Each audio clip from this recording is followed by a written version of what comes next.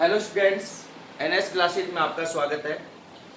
कल हमने 4 टॉपिक पढ़े थे, जिसमें पहला टॉपिक था अक्ष की दूरी के साथ चुंबकीय क्षेत्र के मान में परिवर्तन, और अक्ष की दूरी के साथ चुंबकीय क्षेत्र के मान में जो परिवर्तन आया था वो मैंने बता दिया था। परंतु वहां पे ध्यान रखना कि अनंत के ऊपर जो चुंबकीय क्षेत्र का मान होगा वो कितना होगा, 0 होगा। सेकंड जो नियम था आपके पास में, हेल्महोल्ट्ज़ कुंडलियां। हेल्महोल्ट्ज़ कुंडलियां किसे कहते हैं, कल मैंने डेफिनेशन बता दी थी कि वह युक्ति या उपकरण जिसकी सहायता से समरूप चुंबकीय क्षेत्र उत्पन्न किया जाता है, हेल्महोल्ट्ज़ कुंडलियां कहलाती हैं। और थर्ड था धारावाही चालक के कारण उत्पन्न चुंबकीय क्षेत्र की दिशा ज्ञात करना। तो आपके पास में उसके अंदर 2 थे, सीधे तथा लंबे धारावाही चालक तार के कारण चुंबकीय क्षेत्र, और वर्ताकार धारावाही चालकों के अंदर धारा की दिशा निकाली थी हमने। और जो लास्ट टॉपिक था अपना, लोरेंज बल। तो अब अपना जो अगला टॉपिक है वो है समरूप चुंबकीय क्षेत्र के लंबवत आवेश की गति या आवेशित कण की गति। इसको ध्यान से समझना भाई। यहाँ पे टॉपिक क्या कह रहा है, समरूप चुंबकीय क्षेत्र के लंबवत। आपके पास में कोई समरूप चुंबकीय क्षेत्र क्या है, बी है। इस समरूप चुंबकीय क्षेत्र के अंदर कोई आवेश क्यू v वेग से क्या करता है, लंबवत गति करता है। तो इसकी गति या वेग का मान क्या करना है, हमें निकालना है। अब यहाँ पे ध्यान देना कि आपके पास में ये आवेश जैसे ही समरूप चुंबकीय क्षेत्र के अंदर गति करेगा तो ये वर्ताकार त्रिज्या के वर्ताकार पथ के अंदर क्या करने लगता है, गति करने लगता है। जब आपके पास में ये आवेश r त्रिज्या के वर्ताकार पथ के अंदर गति करता है तो इसे वर्ताकार पथ में गति करने के लिए एक अभिकेंद्रीय बल की क्या होती है, आवश्यकता होती है। और इसे जो अभिकेंद्रीय बल है वो कौन प्रदान करता है, लोरेंज बल प्रदान करता है। कौन प्रदान करता है, लोरेंज बल प्रदान करता है। इसलिए आपके पास में लोरेंज बल जैसे ही प्रदान करेगा तो आपके पास में F बराबर क्या होगा, Fm होगा। F बराबर क्या होगा, Fm होगा। यह आ गया आपके पास में समीकरण नंबर 1। अब उससे आगे ध्यान से समझना, यदि आपके पास में जो कण है, आवेश है, उसका द्रव्यमान कितना है, m है। कितना है, m है। तो आपके पास में यहां लिख रहा हूं, यदि आवेशित कण का द्रव्यमान, आवेशित कण का द्रव्यमान m तथा वर्ताकार पथ की त्रिज्या, वर्ताकार पथ की त्रिज्या r है, तो अभिकेंद्रीय बल। अभिकेंद्रीय बल क्या होगा कि 8वीं क्लास में मैंने समझाया था आपको कि F बराबर क्या आया था आपके पास में, mv²/r। तो आपके पास क्या होगा, Fe बराबर हो जाएगा आपके पास में mv² कितना हो जाएगा, r।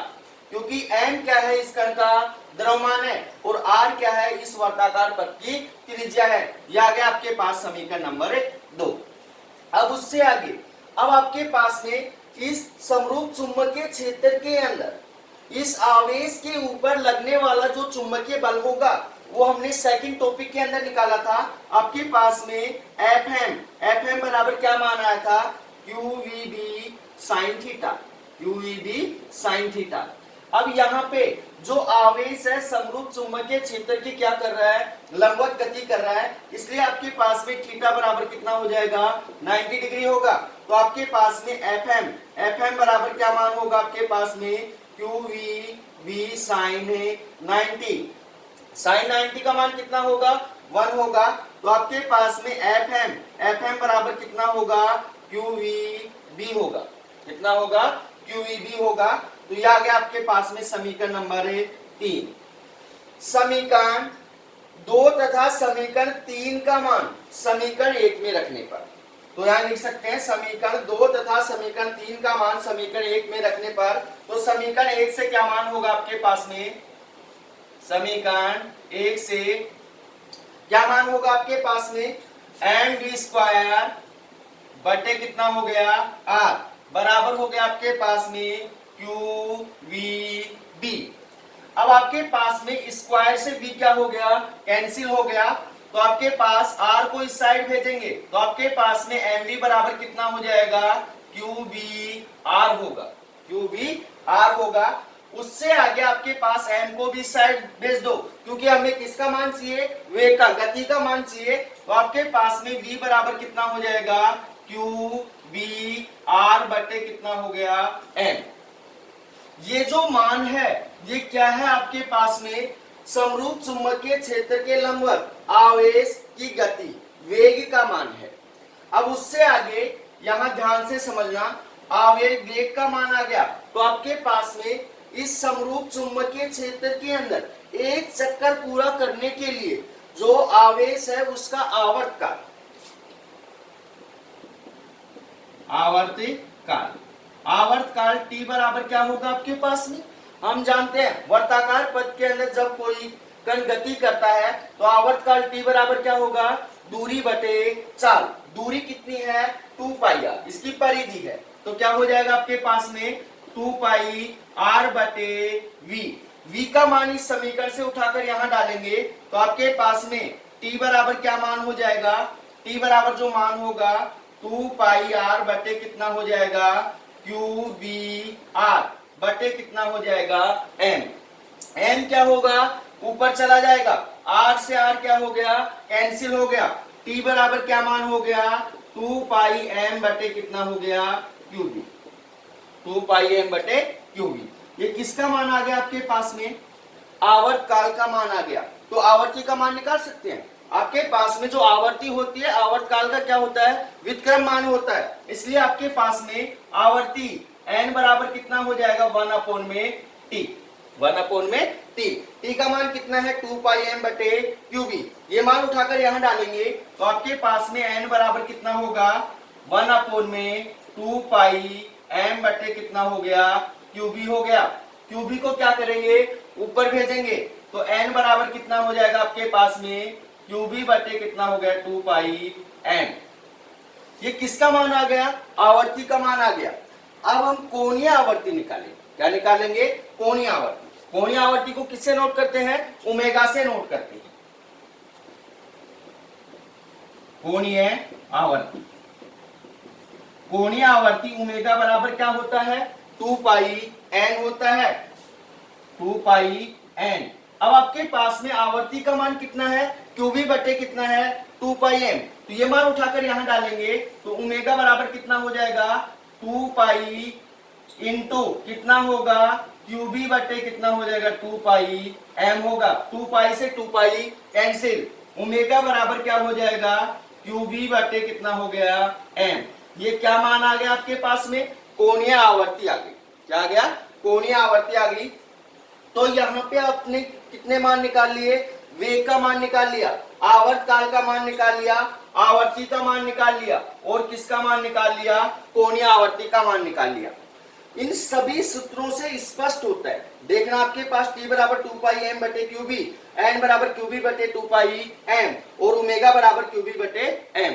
इन तीनों सूत्रों से स्पष्ट होता है कि आपके पास में वर्ताकार पथ की त्रिज्या, वर्ताकार पथ की त्रिज्या परिवर्तन करने पर, परिवर्तित करेंगे, घटाएंगे या बढ़ाएंगे, तब आपके पास में आवर्तकाल, आवर्ती, कोणीय आवर्ती में कोई परिवर्तन नहीं होता है, परंतु जो वेग है वो क्या होता है, परिवर्तित होता है। ये तीनों अपरिवर्तनशील रहते हैं और वेग क्या होता है, परिवर्तित होता है।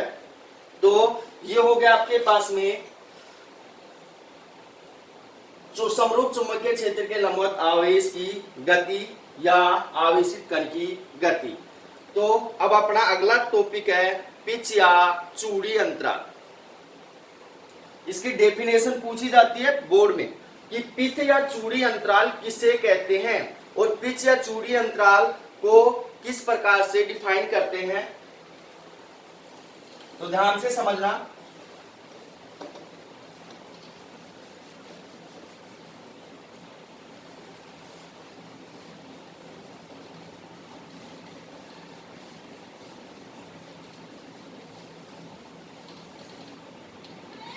अगला टॉपिक है पिच या चूड़ी अंतराल।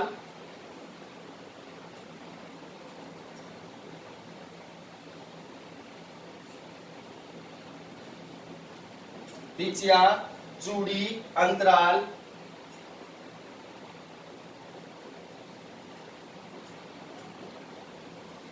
पिच या चूड़ी अंतराल को हम x से डिफाइन करते हैं। ध्यान से सुनना, पिच या चूड़ी अंतराल किसे कहते हैं? आपके पास में चुंबकीय क्षेत्र में किसी कोण के ऊपर, आपके पास में कोई चुंबकीय क्षेत्र है, इस चुंबकीय क्षेत्र के अंदर किसी कोण के ऊपर आवेश क्या करता है? गति करता है। आवेश क्या करता है? गति करता है। तो उसके एक आवर्तकाल में, उसके एक आवर्तकाल में चुंबकीय क्षेत्र की दिशा में, आपके पास में कोई चुंबकीय क्षेत्र बी है, इस चुंबकीय क्षेत्र बी के अंदर कोई आवेश थीटा कोण के ऊपर क्या करता है? गति करता है। तो इस आवेश के एक आवर्तकाल में, इस आवेश के एक आवर्तकाल में चुंबकीय क्षेत्र की दिशा के अंदर चली गई जो दूरी है, उस दूरी को क्या कहते हैं? पिच या चूड़ी अंतराल कहते हैं। तो दोबारा से सुनना, किसी चुंबकीय क्षेत्र में किसी कोण पर आवेश द्वारा एक आवर्तकाल में, आवेश द्वारा एक आवर्तकाल में चुंबकीय क्षेत्र की दिशा में, चुंबकीय क्षेत्र की दिशा में तय की गई दूरी को क्या कहते हैं? पिच या चूड़ी अंतराल कहते हैं। पिच या चूड़ी अंतराल को हम किससे नोट करते हैं? x से करते हैं। तो आपके पास में x बराबर क्या हो जाएगा? v cos थीटा इंटू कितना हो जाएगा? t into t। अब आपके पास में जो इससे पहले वाले टॉपिक के अंदर हमने t का मान निकाला था, आवर्तकाल का मान निकाला था, वो कितना था आपके पास में? 2 पाई m बटे कितना था? qb था। कितना था? qb। ये मान उठाकर यहां डालेंगे तो x बराबर क्या हो जाएगा आपके पास में? 2 पाई m v cos थीटा बटे कितना हो जाएगा? qb बटे कितना हो जाएगा? qb। ठीक है, ये आ गया आपके पास में पिच या चूड़ी अंतराल। इस समीकरण को आपको याद रखना पड़ेगा, क्योंकि डेफिनेशन के अंदर आपको लिखना पड़ेगा कि पिच या चूड़ी अंतराल किसे कहते हैं? जब कोई आवेश चुंबकीय क्षेत्र के अंदर थीटा कोण के ऊपर क्या करता है? गति करता है। तो एक आवर्तकाल में चुंबकीय क्षेत्र की दिशा में चली गई दूरी को क्या कहते हैं? पिच या चूड़ी अंतराल कहते हैं। अब आपने देखा होगा पृथ्वी के ध्रुवों के ऊपर, पृथ्वी के ध्रुवों के ऊपर क्या होता है? बहुत रंगीन, क्या होता है? रंगीन या आपके पास में गुलाबी या हरे रंग के प्रकरण घूमते हुए दिखाई देते हैं। पृथ्वी के ध्रुवों के ऊपर कुछ रंगीन प्रकाश के प्रकरण घूमते हुए दिखाई देते हैं। ये घटना क्यों होती है? क्योंकि आपके पास में पृथ्वी के ध्रुवों के ऊपर क्या उत्पन्न होता है? चुंबकीय क्षेत्र उत्पन्न होता है। तो चुंबकीय क्षेत्र के अंदर कोई आवेश क्या करता है? थीटा कोण के ऊपर गति करता रहता है। इस कारण से पृथ्वी के ध्रुवों के ऊपर छोटे छोटे क्या होते हैं? रंगीन प्रकरण दिखाई देते हैं, चमकीले प्रकरण दिखाई देते हैं। या फिर आपके पास में क्या होता है? नृत्य करते हुए हरे या गुलाबी रंग के प्रकरण दिखाई देते हैं। ध्रुवों के ऊपर नृत्य करते हुए, नाचते हुए हरे या गुलाबी रंग के प्रकरण दिखाई देते हैं, जिसे क्या कहते हैं? उत्तरी ध्रुवीय ज्योति कहते हैं। उसे क्या कहते हैं? उत्तरी ध्रुवीय ज्योति। तो ध्यान देना भाई, डेफिनेशन कई बार पूछी जा चुकी है।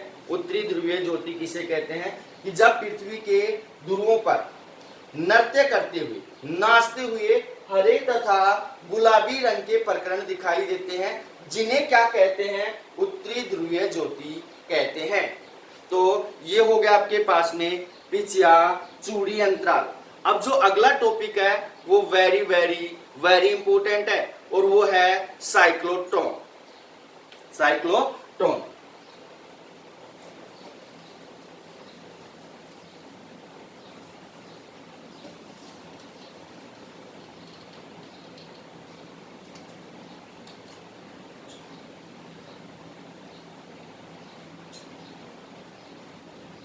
साइक्लोट्रॉन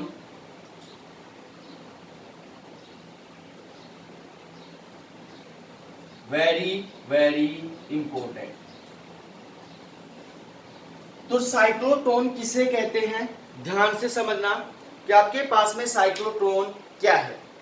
वह उपकरण या युक्ति, वह उपकरण या युक्ति जिसकी सहायता से निम्न ऊर्जा के धनावेशित कण, निम्न ऊर्जा के धनावेशित कण कौन कौन से होते हैं, प्रोटॉन, न्यूट्रॉन, अल्फा कण आदि को उच्च ऊर्जा से क्या किया जाता है, त्वरित किया जाता है।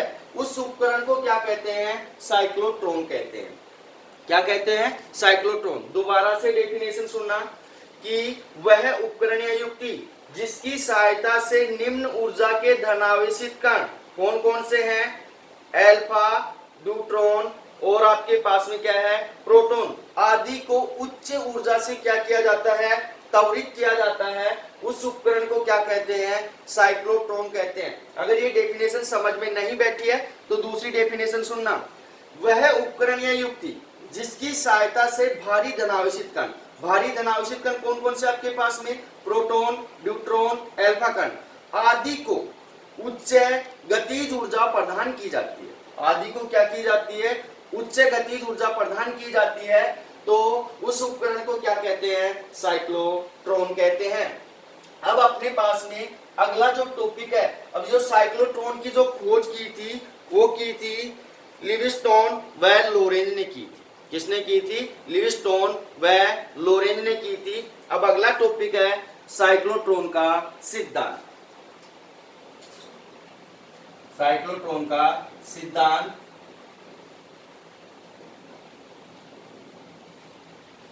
साइक्लोट्रॉन का क्या सिद्धांत है, ध्यान से समझना कि साइक्लोट्रॉन में भारी धनावेशित कणों को क्या किया जाता है, चुंबकीय क्षेत्र के लंबवत रखा जाता है। साइक्लोट्रॉन के अंदर भारी धनावेशित कणों को चुंबकीय क्षेत्र के क्या किया जाता है, लंबवत मध्य रखकर क्या किया जाता है, विद्युत चुंबकीय बल लगाया जाता है। आपके पास में ये क्या है, चुंबकीय क्षेत्र है, इसके मध्य किसको रखा जाता है, भारी धनावेशित कणों को रखा जाता है और इनके ऊपर क्या लगाया जाता है, विद्युत चुंबकीय बल लगाया जाता है। जैसे ही हम इसके ऊपर विद्युत चुंबकीय बल लगाएंगे तो आपके पास में जो भारी धनावेशित कण हैं वो वर्ताकार पथ के अंदर क्या करने लगते हैं, गति करने लगते हैं। और ये वर्ताकार पथ के अंदर जैसे जैसे गति करते जाएंगे इनके वेग के मान में और त्रिज्या के मान में क्या होती चली जाएगी, वृद्धि होती चली जाएगी।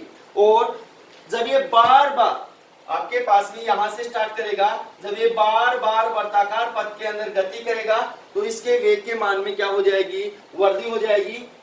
जब यह कण अधिकतम गतिज ऊर्जा प्रदान कर लेता है, मान लीजिए लास्ट स्टेज के ऊपर पहुंच गया है, अधिकतम गतिज ऊर्जा प्रदान कर लेता है, तब इस कण को क्या करते हैं, साइक्लोट्रॉन से बाहर निकाल लेते हैं। और साइक्लोट्रॉन से बाहर निकालकर किसमें प्रयोग करते हैं, नाभिकीय अभिक्रियाओं की संरचना में इसका प्रयोग किया जाता है।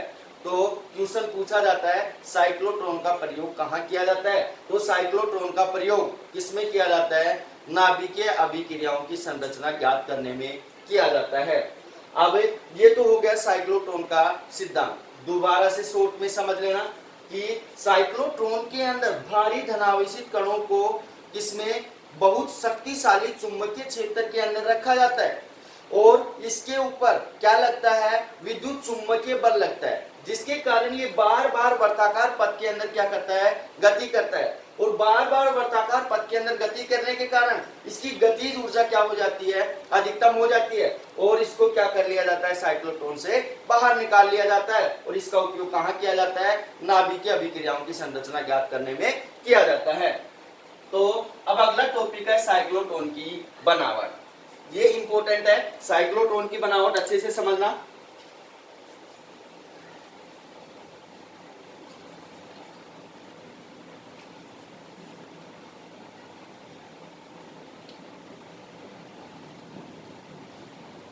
साइक्लोट्रॉन की बनावट, साइक्लोट्रॉन के अंदर दो अर्धवर्ताकार, साइक्लोट्रॉन के अंदर दो अर्धवर्ताकार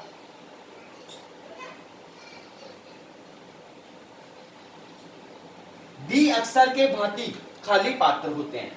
साइक्लोट्रॉन के अंदर दो अर्धवर्ताकार अंग्रेजी अक्षर जो डी है उसके भांति दो खाली पात्र होते हैं और इन दोनों पात्रों को व्यास के समांतर रखा जाता है। दोनों के व्यास क्या है, एक दूसरे के समांतर हैं, जिन्हें क्या कहा जाता है, डीज कहा जाता है। क्या कहा जाता है, डीज। और इसको मान लिया ये आपके पास में कौन सा डीज है, D1 डीज है, और ये कौन सा डीज है, D2 डीज है। इन दोनों डीज को उच्च प्रत्यावर्ती धारा स्रोत से जोड़ दिया जाता है। इन दोनों डीज को उच्च प्रत्यावर्ती धारा स्रोत से, अल्टरनेटिव करंट से क्या कर दिया जाता है, जोड़ दिया जाता है। और इन दोनों डीज के मध्य क्या रखा जाता है, जो भारी धनावेशित कण का जो स्रोत है S, वो रखा जाता है। इन दोनों डीज के मध्य भारी धनावेशित कण का जो स्रोत S है उसे रखा जाता है, तथा दोनों डीज के ऊपर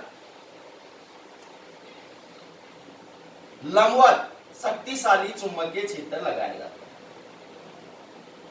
यहाँ पे दोनों डीज के ऊपर लंबवत शक्तिशाली चुंबकीय क्षेत्र लगाया जाता है।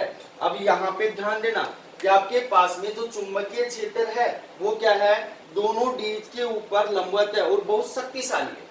ठीक है, अब इसके अंदर ध्यान देना भैया, क्वेश्चन पूछा जाता है यहाँ पे आपके पास में प्रत्यावर्ती धारा क्या कार्य करती है और चुंबकीय क्षेत्र क्या कार्य करता है। तो यहाँ पे जो प्रत्यावर्ती धारा है वो इस भारी धनावेशित कण को ऊर्जा प्रदान करती है। क्या करती है, ऊर्जा प्रदान करती है। परंतु आपके पास में जो शक्तिशाली जो चुंबकीय क्षेत्र है ये इस कण को वर्ताकार पथ के अंदर क्या कराता है, गति कराता है। क्या कराता है, गति कराता है। तो यहाँ पे क्वेश्चन पूछा जाता है कि वर्ताकार पथ के अंदर कौन गति करवाता है। वर्ताकार पथ के अंदर चुंबकीय क्षेत्र गति करवाता है और आपके पास में जो विद्युत क्षेत्र है वो कौन सा, क्या ऊर्जा क्या प्रदान कर रहा है, ऊर्जा प्रदान कर रहा है। क्या प्रदान कर रहा है, ऊर्जा प्रदान कर रहा है। इस प्रकार से ये इसकी क्या हो गई, बनावट हो गई। अब उससे आगे आपके पास में अगला टॉपिक आता है कार्य प्रणाली, और कार्य प्रणाली को हम पढ़ेंगे अगली क्लास में। धन्यवाद।